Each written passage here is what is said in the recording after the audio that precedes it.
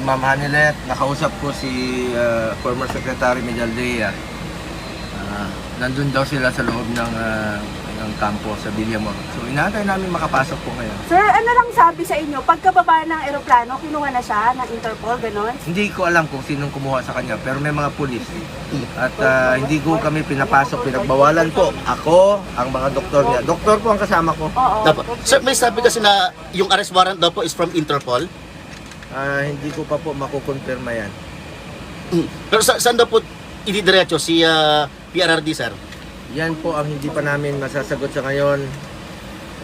Magbabalita po kami sa inyo upon makita natin. Kuya, sir, kumusta daw po para komportable sila. Ayun, para sa lahat. Sir, kumusta daw po si PRRD? Hindi ko pa po masabi kung nasa maayos siyang kalagayan dahil kagabi po masakit daw po ang kanyang likod.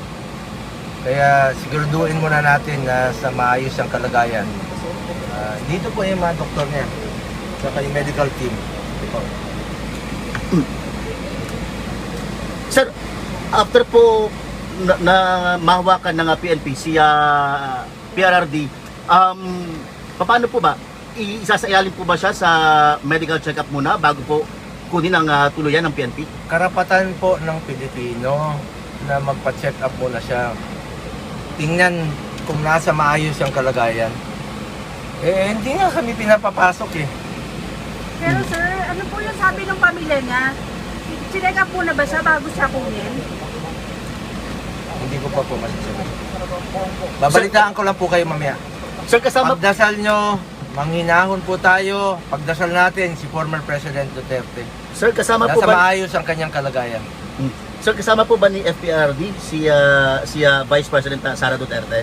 Sa pagkaalam ko, hindi po yata. Sir, sino lang yung kasama niya ngayon na immediate na maalalay sa kanya? Anak niya, apo niya, at yung kanyang nurse, at saka si former Secretary Anak? Medialdea. Apo, sino pong anak, sir? Si Kitty po. Ayun. Okay na kayo, guys? Okay na. Salamat Sir, po. salamat po. Salamat po. Ay, sir, last na lang, sir. Against his will po yung pagka-aresto kaya PRD? Hindi ko pa po masasagot sa ngayon, but sumusunod naman po sa batas. He is a lawyer, abogado po si dating Pangulong Duterte. Sumusunod po yan sa batas.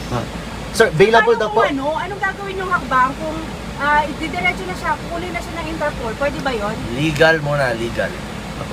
Sir, bailable daw po yung inciting to sedition. Magbe-bail po ba? Hindi ko po alam anong kasong sinampa